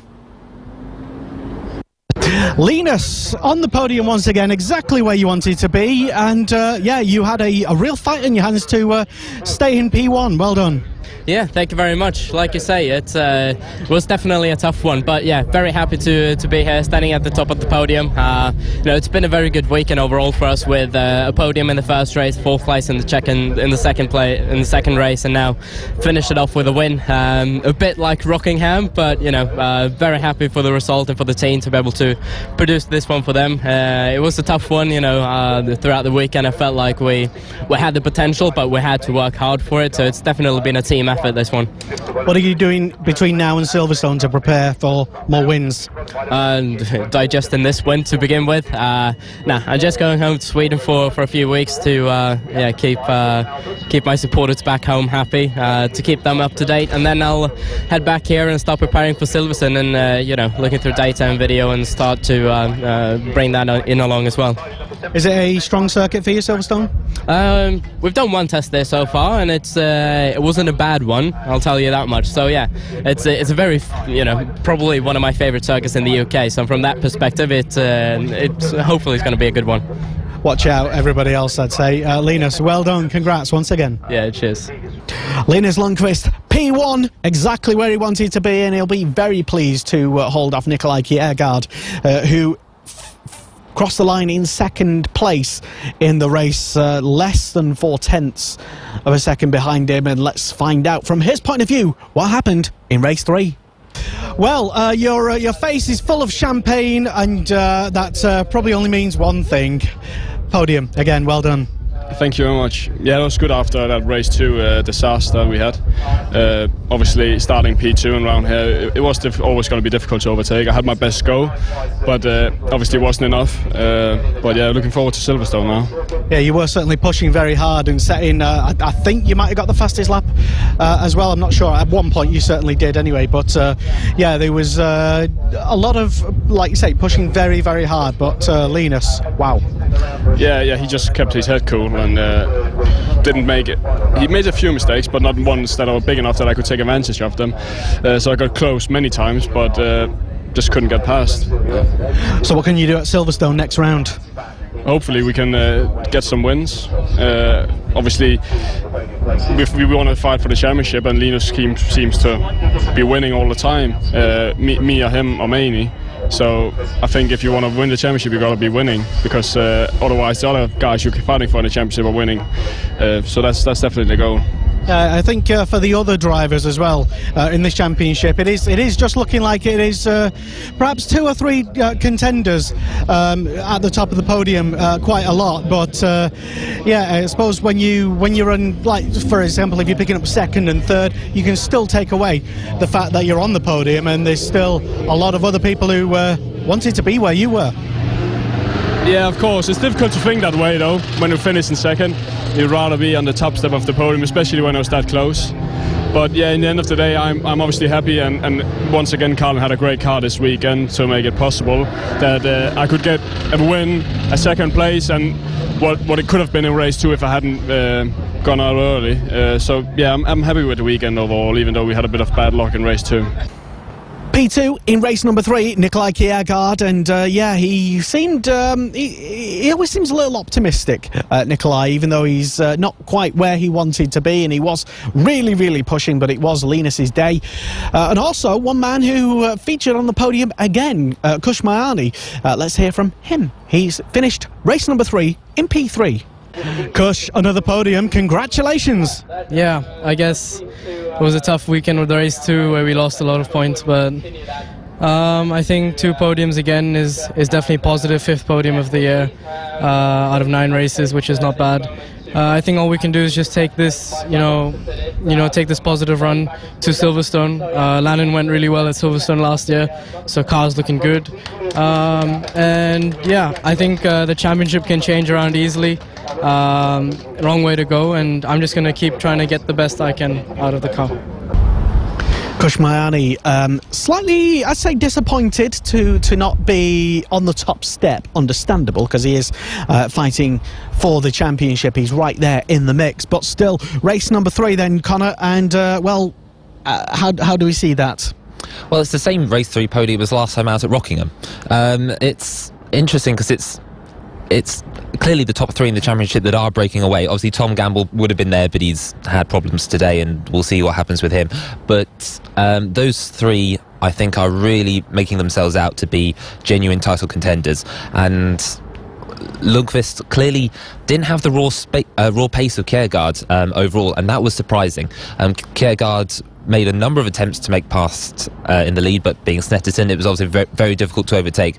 Mayani himself also kept in the slipstream, and the 3 crossed the line within a second of each other. So it was a case of the 3 do have the pace, and I don't think Lundqvist is going to run away with it, as maybe we're seeing. But that poor result from Kiergaard, is really going to hamper him, and he needs to be consistent in the year and not just pick up the strong results and then get a retirement through silly mistakes.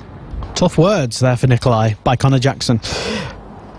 But yeah, no, my own opinions, I don't know if I have any, to be honest. I've enjoyed the racing from what I've seen of it. We will, of course, be watching the TV edit of what happened, and you can see all of the incidents that we're talking about on the TV very shortly. But the championship then, as it stands, leaving round 3, Snetterton going into Silverstone the next round. It is Linus with a 30-point advantage of the championship with 239 points, and Nikolai Kiergaard in second with 209 points. It's Kush in third place at the moment. Not bad. Tom Gamble still in there, still in the mix, in fourth place in the standings, and it's Krish Mahadik in fifth place. And unbelievably, said many people, not me, it's Manuel Maldonado in sixth place in the standings. Can he improve on that for Silverstone, though? Well, the points suggest he can. Gamble's poor round means that he's only a dozen points or so ahead, and obviously he's in a tight battle with Mahadik for fifth, so there's no reason to suggest why he can't improve any further, personally. The interesting thing will obviously be with the top runners. As I said a minute ago, Kiergaard's retirement today has not helped his championship fight at all, and considering Linus has yet to retire from a race, 2 retirements to nil are going to cost you. Ask Lewis Hamilton against Nico Rosberg 2016, I think it was. Could this be a Hamilton versus Rosberg type of season? Only time will tell. This is Monday Motorsport on Motorsport Radio. My name is Lester, and we'll get you back later in the show, Connor, to talk some F1, where we might even talk about what happened with Hamilton, what did happen with Hamilton. Of course, if you've already seen it, then you already know. But if you didn't, we'll tell you. Over now, though, to the race 2 in British GT. Dan Marr has the results. That's right, I'm in pit lane after round 5 of the 2018 British GT Championship. We're all starting to pack up and calm down after 2 fantastic 1-hour races here at Snetterton, and big action in round number 5 in GT3. All of the 5 top positions were taken out by the Aston Martin V12 Vantages. 5 Aston Martin works drivers, well, they just are the cream of the crop here at Snetterton. Some fantastic racing in GT3 and GT4. And the car behind me, the number 42, well, this was involved in a little bit of controversy during the course of this race. Ben Green and Ben Tuck, they won in GT4, but not before some contacts between themselves and the number 10 equipped Versher McLaren. What exactly happened? Well, let's speak to Ben Green and Ben Tuck. Winners in GT4, Ben and Ben in a BMW. So a bit of a difficult one for you guys. So I really had to fight through the field after some contact with the number 10 McLaren. Yeah, we made a great start. I started 8th, I think I was up to 4th at best, so I'm really happy with that against the pro class. And yeah, I kept that position for a while, bit of contact. We lost a lot of places from it, but Ben managed to bring it all back in the second half, so really happy with how we did. BMW did look quite comfortable around the Snetterton circuit this weekend, though. How did it feel from inside the car? We were pushing flat out. I've come off every session dripping with sweat today, and yesterday as well. I've never driven so hard, and we had such a good setup today. We've got it absolutely spot on. I'm so happy with that second race. Well, you had quite a big swig of champagne after that one, so very well earned. Ben Tuck as well, also pole position for race 1. This one, though, you had to really fight to get the win. Yeah, exactly. As Ben said, got spun round in his stint. He was driving brilliantly up until then, so unfortunate for that spin, but brought it into the pits. Car was all fine, managed to get me out again, and yeah, just tried to pick him off as best I could. So is there any particular move that was your real highlight of the race? It's been difficult with GT3 battles, GT4 battles. It must have been really difficult to try and make that all the moves you made. I think the one for the win is probably my favourite for obvious reasons, but yeah, it was quite nice. Forced him wide through under the bridge. I tried to, make him brake as late as possible, and then got the switch back on the exit of the corner. So yeah, that one felt good. Congratulations there to both of you. A great win, and a few weeks until Silverstone. Going to be another challenge, but well done. The 2 Bens there, Green and Tuck, they won in GT4 ahead of a emphatic victory for Tom Motorsport. In fact, they're a little bit further down the garage of the number. Well, it was the number 5 which took the second place. Lewis Proctor and Jordan Albert, their teammates, also scored a podium in the earlier race ahead of Wilmore and Matt Nicol-Jones. Well, they started on pole position here for round number 5, race 2 at Snetterton. They had a bit of a difficulty during the course of the race, though. Here's a bit of a story and how dramatic third place was for them in GT4.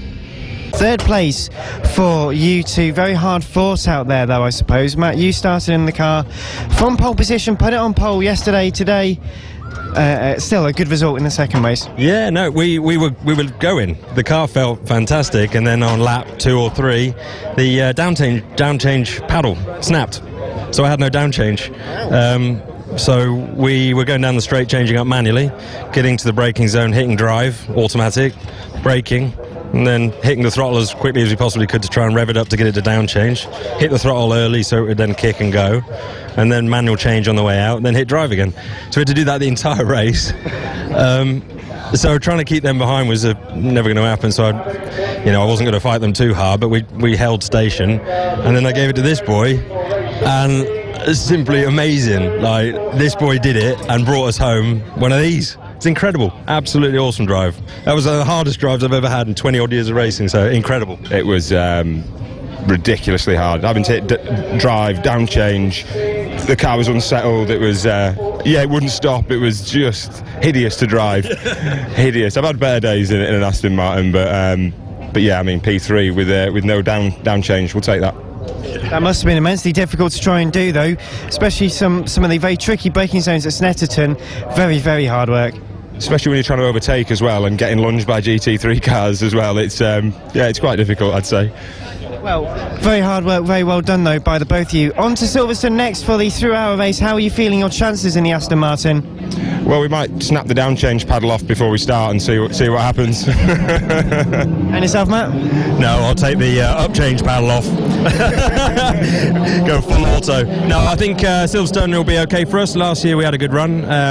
Me and Will didn't actually do any testing or qualifying last year. We started from the back of the grid, and we did Red Bull Ring on the Saturday, then got a jet across to do the race, the 3-hour race, and we ended up finishing second overall from dead last on the grid. So I think notoriously we go well there. We both know our way around there very well. We haven't done any testing. We haven't done any testing this year really anyway. But yeah, it's been it'll be fine. It'll be good. As long as it's all reliable, we'll keep going round and round and hopefully come home with some more of these. Will Moore and Matt Nicol-Jones, who worked very hard during that race, putting it into drive. That's very difficult, from going to be able to give as much revs as you wanted. It's a very difficult thing to try and do, from being able to change the gears up yourself to then having to effectively manually blip, then let the car put itself down. If you think it's a bit like a single clutch automatic gearbox, which you used to find a long time ago, quite difficult to quite get right, and to do that over the course of effectively 50 minutes, very difficult indeed. So that was your GT4 order, and well, 2 third places actually for the Academy Motorsport car. Worked very hard.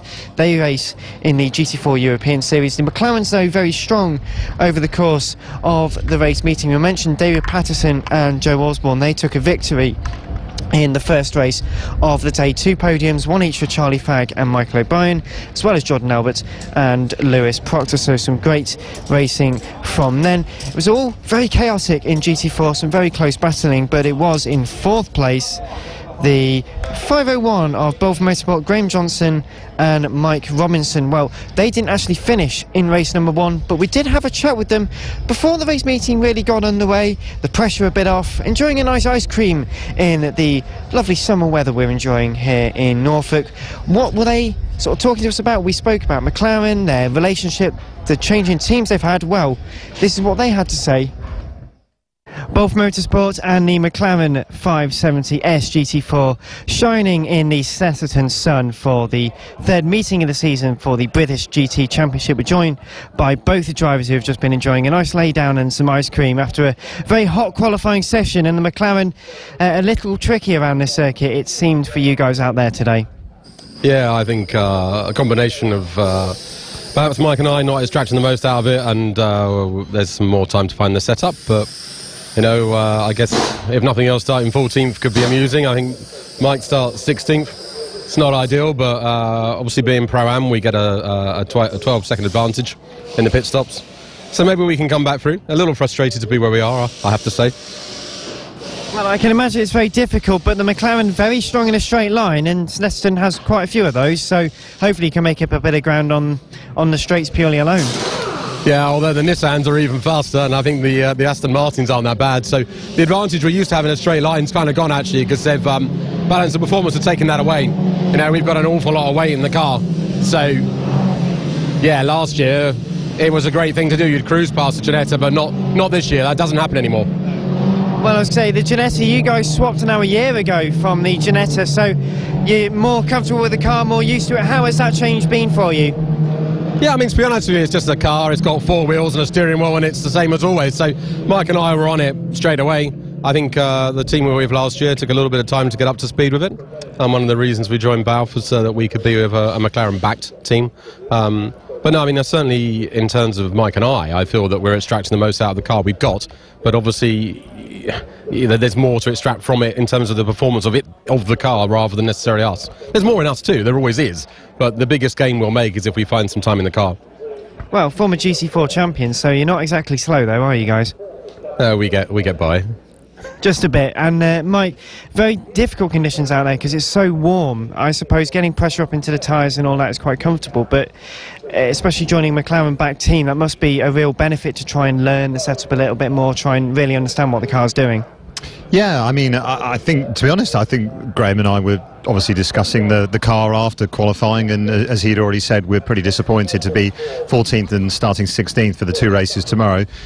Honestly, the car felt quite good, so we're surprised with more the deficit to the other McLarens. I think we knew actually that with the balance of performance, you got to take, you take it when it's in your favour and when it's not. And I think the McLarens is quite a lot of us, and we've had quite a lot of success this year so far.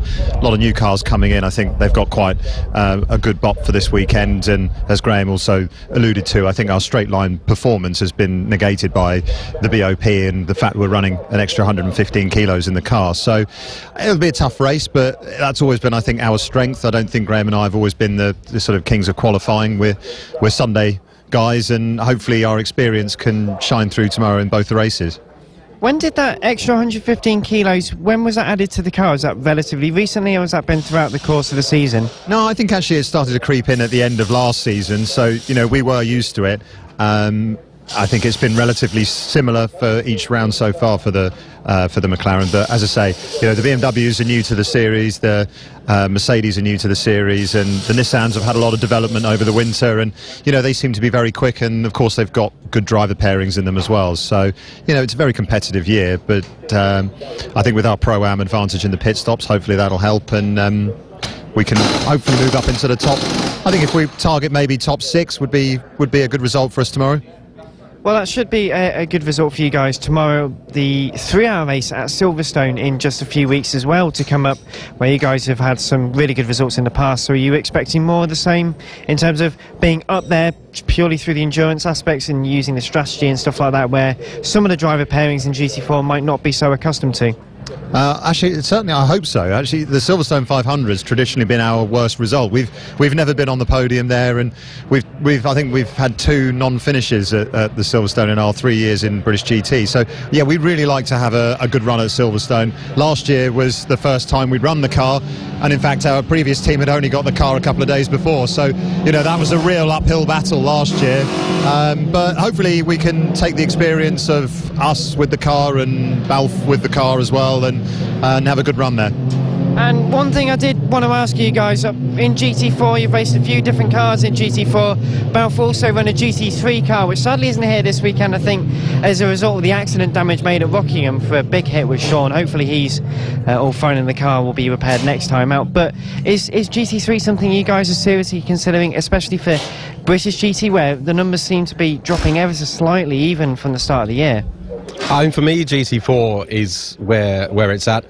There's unquestionably amazing factory drivers in GT3, but if you look at the AMs, it's not as competitive. If you look at GT4, the qualifying times in both sessions, it's pro versus pro, and I, as an AM, get to go and mix it with these guys. Mike, who's technically also AM, gets to go and mix it with these guys. So for me, the most competitive grid, probably the most competitive grids in the UK, is actually GT4.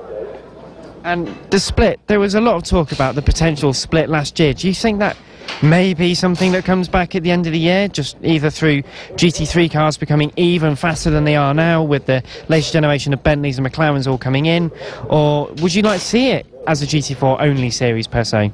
No, to be honest with you, we're not overly interested in GT4 only series. I think endurance racing, the best endurance racing has always been multi-class. Look at Le Mans, multi-class, and it's part of the skill is getting through traffic and managing traffic for both, not just for us managing the GT3 cars coming by, but for GT3 coping with getting past us. And it is an extra challenge. I like the dimension. I like being on track at the same time as some of these stunning cars, and it's really funny. You think you're going so fast here in your own little McLaren, and then a GT3 car comes belting by, and it's sort of it's kind of aspirational still, but nonetheless, as I say, that to me the real talent lies in GT4. And for yourself, Mike, what do you think? Yeah, I agree with Graham. I think multi-class is part of GT racing around the world. If you look at most big, other than Blancpain, if you look at most of the other big GT series in the USA and in Asia and Australasia and of course Le Mans, you know, there are multi-classes, and it's just part of the racing, I think, and it's great to have both sets of cars on the grid. And is that something else that you two as a driver pairing are looking at doing, going into European even GT4, into the Blancpain or something like that? I think top of the list is, for me, it's to go into Bathurst. And we quite fancy doing the Circuit of America's race as well. I think there's, we've ticked a few boxes. We've ticked winning the title in what was a very competitive year. We've ticked racing a McLaren. And there are a few other little bucket list childhood dream stuff to do. Bathurst is there. I think I'd say Circuit Americas would be good. And then maybe one day we could get to Le Mans. Well, we'll wait and see. Best of luck for the weekend, and well done. Thanks very much. Thank you.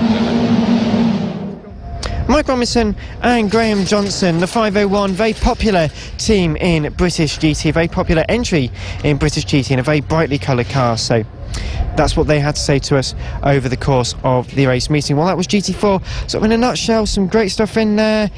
But GT4, there's a lot of stories in it this year, over 20 entries, which is a very strong particular entry. 2 Toyota GT86s, which, fair to say, didn't have the best of weekends. And something that a lot of people have been talking about is the age that some of these people have been racing in. Well, the 56, ironically, as I mentioned, that one of the oldest partnerships on the grid in either category, but 4 McLaren young drivers placed within this team for the 4 and the 5. And for the Toyota GT86 team, 2 of the youngest drivers on the grid, well, that was Alex Quinn and Tom Canning. They raced for Stellar Performance and the Toyotas. So young, but here's what they had to say about their relative inexperience in racing. Well, we found 2 of the drivers, Alex Quinn and Tom Canning. Tom, first of all, the youngest ever driver in British GT history, and I believe the youngest ever pairing of drivers in British GT history, so definitely some time to really enjoy racing at such a young age. Most people your age want to go into single-seaters. I know a few do GTs, but what was the attraction to British GT and the Toyotas? Oh, well, it's quite a funny story. We were actually planning on doing juniors for another year this year with Stellar Motorsport, and then the opportunity came along to race in the Toyota. It's an opportunity we couldn't turn down, so yeah. Wow, it's quite a difference from a 100 horsepower Ginetta Junior to a several hundred horsepower Toyota GT86. How has you been able to adapt to the different kind of car, this car? Yeah, it's been quite a steep learning curve, and obviously we haven't done it for long, but yeah, I think we're taking to it well, and the team, we're all improving as a team, so I feel like me as a driver and the team as a team are improving round by round, so all positive. And what are you thinking of your prospects then for this weekend and going for the rest of the season? Well, obviously the main aim would be to win, but aiming for a podium in the 2 races tomorrow, be very happy with that. So Alex, you just a little bit more experience in terms of racing, and the Toyota is very different. We last saw you out here on Motorsport Radio in a Formula 3 car for the final round of 2017. What led to the change to GT4 and British GT for 2018? I think really as a career, this was our idea that GTs is a much better path really. You see single seaters, F3, then you have to go to F2, and then F1. Obviously, that's massive steps and massive budget steps, so that's the issue really. So yeah, I've taken to GTs and really enjoyed it just as much as I do single-seaters. So yeah, I'm enjoying this year. It's been difficult, but yeah, like I said, it's the beginning of a new path that we're taking. So what sort of difficulties you alluded to then? What have they been so far this year? Mainly sort of car issues. We've had lots of teetling sort of mechanical issues, and the BOP has been sort of very difficult on the side of the team. So obviously with the BOP there's nothing we could have done. It's been changed, so we're now actually performing very well. So yeah, it's looking forward, good for the future. And developing a car such as a Toyota, which is still quite a new GT4 car, I suppose for both of you, getting that experience to develop a car at a young age can really give you benefits for your future career when working with manufacturers, working with bigger, larger operations as well. Yeah, definitely. I mean, me and Tom, we're both relatively, compared to some drivers, not very experienced, but we still have the knowledge. We're still both very good drivers, so we know what we're doing with setup and everything. So, we have built the car up and improved it very quickly. And Tom, how are you finding developing a car for the first time in your career? Yeah, it's definitely a big step up from juniors in so many aspects, and that's definitely a big one, but I've been enjoying doing it and working with a team, and it makes you feel a lot more involved as well. And the liveries we've made out, a big thing has been made of the liveries on these two Toyotas, which have got all the circuits in different shapes and colours to represent all the different tracks on the British GT calendar. Out of all the tracks we've been to, with Alton Parking, Rockingham, now Snetterton, we go to Silverstone and a few other rounds, which ones are you looking forward to over the course of the year? Well, I'd have to say Spa to be my favourite. Really looking forward to racing at Spa, as it's a circuit I haven't raced on before. So a lot of the circuits this year, they're some great circuits we're racing on. I've done them before in juniors, but I think it's going to be nice for something new at Spa. And Alex, what about you? What are you looking forward to for the rest of the season? Definitely Spa. There's so much hype about it, and the fact we both haven't driven it is something exciting. We're both looking forward to feeling the circuit, but so far I've enjoyed this track. I really enjoy this track, both in single seaters and GTs. So yeah, I'm enjoying this weekend, but looking forward to Spa. And finally, the next time out is a 3-hour race, which is going to be probably the biggest test of your young careers in terms of racing. Have you already started thinking about the strategy for that, in terms of which times you're going to be in? That's because you're going to be in the car for such a long time in that one. Yeah, so it's actually a totally different strategy. I think we actually make 3 pit stops. So in total, we're not actually in the car for that long, but it might just mean we have a different stint. So yeah, we're looking forward to it, and I'm sure we'll look at that more in better detail closer in time. Tom, what about you? Are you sort of looking forward to it? Have you done sim time in order to try and get the amount of time you might be in a car for that race? Yeah, so I've been the sim at Arden Motorsport, but really, like Alex said, it's just a change in how the stints work, so it's not necessarily the period of time we're in the car. I think we have 2 45-minute stints, roughly, at Silverstone, so yeah, it's something different again, so I'm looking forward to it. Tom Canning and Alex Quinn, very little experience maybe in years and in racing, but they're still driving hard, and some fantastic results for them over the course of the race meeting. Well, GT3 as well, some fantastic battling. 5 Aston Martins in the top 5 positions. Here's the number 17, an unexpected victory maybe after the effectively calamitous race 1 for them. Marco Sorensen and Derek Johnson, though, brilliant victory, very emotional for them. First win in 2018, soaked off the champagne from the podium. That one must have felt good. It for sure did. I think we came off to a good start. We kept it close to Nicky in the start, and then after that, Derek did an amazing job to keep it P1, and I'm actually super proud of him, because he actually kept it up there. I was like, don't make a mistake, don't, and he didn't do it, so it's perfect. Just like I told him to do. It is. Don't crash, he said. And there's you look out of breath there. You worked really hard to keep the number 99 of Andrew Howard behind you. A fantastic scrap, but it must have been hard work. Oh yeah, for sure. I mean, I think I had one lap before I caught the back markers, and as soon as I caught the back mark, Andrew was on me. And I thought normally if you leave it later past them, you get through, and that gives you a bit of a breather. But he just followed me through every single time. I thought, what have I got to do? And I was leaving it later and later and trying harder and harder, and then the tyres were going off, and it just never let me breathe. Never let me breathe. And a different fortune from the first race, but looking to Silverstone, hopeful of a good result? Yeah, for sure. I mean, Silverstone's been resurfaced now, and we tested there 2 weeks ago, and the car was absolutely... I mean, I was 3 seconds a lap quicker than last year, so, yeah, really looking forward to Silverstone. Well, best of luck and congratulations again. Thank you.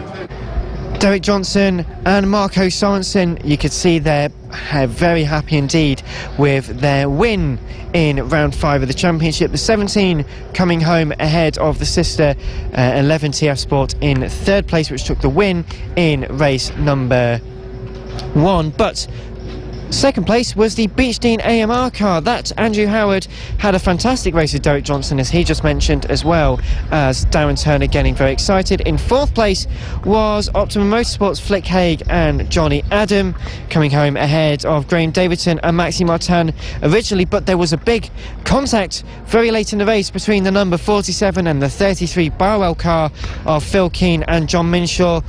Graham Davidson went for a late move of the inside of the Justin Wilson hairpin, turn 2 at Snetterton on the 300 circuit, had contact, and the number 33 spun, leading that to finish behind that, only a couple of seconds behind, but that was enough. The steward still inquiring about that, a decision yet to be made on site, but big shock there. Unfortunate to see that happening, and the Aston Martins also telling us they're looking forward to Silverstone in a few weekends' time with a newly resurfaced circuit, really suiting the Aston Martin's slightly more benign properties in terms of tyre management. It can get the heat into the tyres quite well. It doesn't really chew them as much as some of the other cars. With the new construction of Pirelli tyre they're using this year, has suited them even better. In the Blancpain race a few weekends ago now, it was a win for the Aston Martins overall, and that's one of the oldest cars in GT3. Well, there's going to be a new car in GT3 and in GT4 for next season. We'll see them in British GT next year, which will be great to see. Just a bit of an update on the order. So in 6th place it was the number 33 at Barwell, ahead of RJN Motorsports Jordan Witt and Phil Keane, ahead of ERC Sports Lee Mole and Yelmer Berman. They won at Rockingham. They didn't do so well at the sprint races at Autumn Park either, so now we've got the sprint races out. We have 4 sprint races this season. We've done them all now. Now it's on to Silverstone for the 3-hour endurance race, the big spectacular Silverstone 500. That will really suit the Mercedes very well as well. Then it was ahead of Team Parker Racing's Rick Parfitt Jr. and Ryan Ratcliffe. The number 1 having a very difficult weekend. The Bentley never going to suit the Snetterton circuit. We did also hear on the grid from Ian Logie, the sister car. A few issues though, but here's him on the grid. Bentley not particularly suited to the Snetterton circuit, but you guys seem to have given it a good go in the last one. Yeah, it was certainly a bit tough for the Bentley around here, but the good circuits have yet to come to Silverstone, Spa, Brands Hatch, where I think will be strong. So about here, try to score some points. I think we were unlucky in the first race not to finish slightly further up. I think we came in 6th and I ended up in 9th, but this next race it's looking a lot better for us. We've got new tyres in both of the sessions, whereas we ran old tyres in both of the first sessions. But when I say old tyres, the quality tyres. So we're going to have a little bit more pace in the second session. Hopefully we can gather up some points, and the championship's all to play for. Well, yourself and Callum McLeod, your teammates, seem to have been outpacing the champion from last year, Rick Parfitt Jr. and Ryan Ratcliffe, who joins him for this season. So have you found something more comfortable in the car this year? Is it just after having a year in the car? Yeah, I think the Bentley's, as you can see, it's a big car. And it takes a little bit of getting used to, but once you finally get on top of it, the speed comes. So I feel really quite comfortable in it. Callum's obviously a very experienced driver, doing a great job. So I'm happy that our pace will be there at the next couple of rounds. Well, best of luck and good luck for race 2. Cheers, many thanks. So Ian Loggy there with a few issues in that car, unfortunately, but we will give you the latest updates on that in a few weekends' time at Silverstone. But it's not all about the British GT and British F3 here on Motorsport.radio. Formula 1 was in action at the Monaco Grand Prix, as if you hadn't noticed. Well, we're about to talk about that now. I say we're about to talk about it. Well, it's not really me. It's Lester Forbes and Connor Jackson with your F1 Digest from Monaco. Thank you very much, Dan, and more British GT and Formula 3 action in a few weeks. The next round is in Silverstone. We will have full behind-the-scenes exclusive highlights, and also check out the British GT social media channels for Dan Maher's exclusive ramblings of talking to various drivers and such. They're very good. Check them out. But now, to end the show on Monday Motorsport, on Motorsport Radio, I found Connor Jackson once again, our website editor, to discuss Formula 1. They were at Monaco. Of course they were. And if you didn't see what happened, we're going to tell you. And wow, all the talk before coming into the weekend, well, it was mostly overhyped, I suppose. The biggest talks, Connor, were about Verstappen. Is he ready to go? He needs a good weekend this year, this weekend at Monaco. And it was. Well, yes. Well, boy, did he get a good weekend of coverage, although not the coverage I assume he wanted. It started pretty poorly for Verstappen. It started pretty well for Verstappen in practice, but before qualifying he did slam into the wall in free practice 3, and I think that just gave people ammunition, really, to just say, no, yeah, see, look, he's just edging closer to being replaced. Maybe, and I'm sure you can hear my thoughts about that, but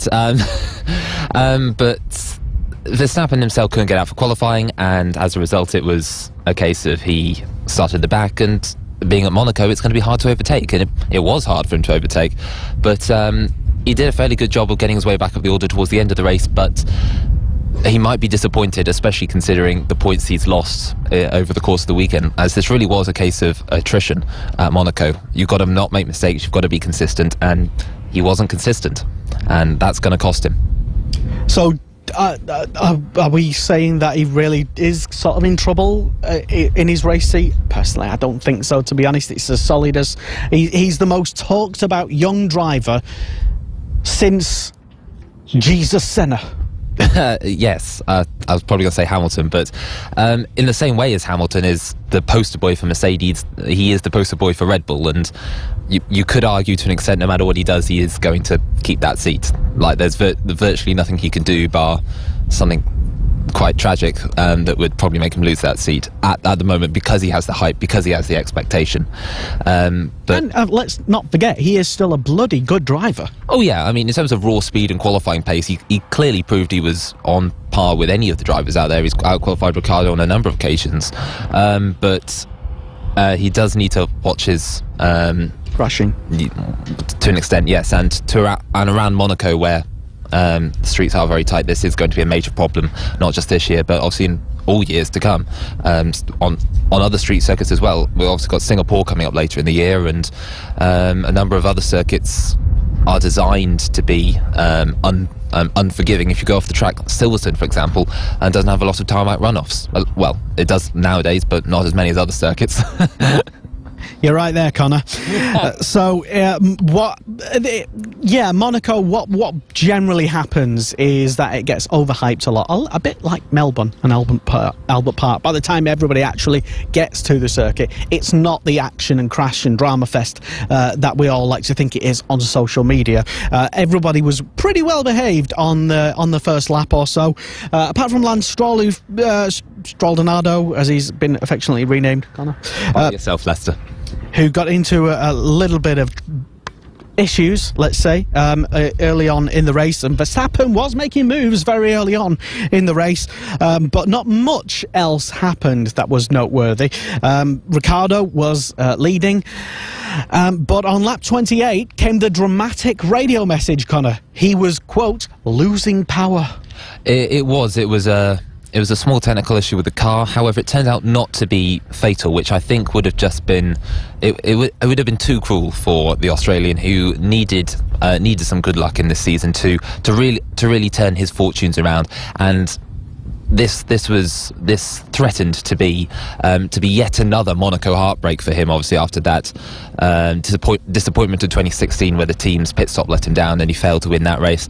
But the car did survive, albeit on reduced power, and Vettel, as a result, caught up with him and pressured him for at least half the race.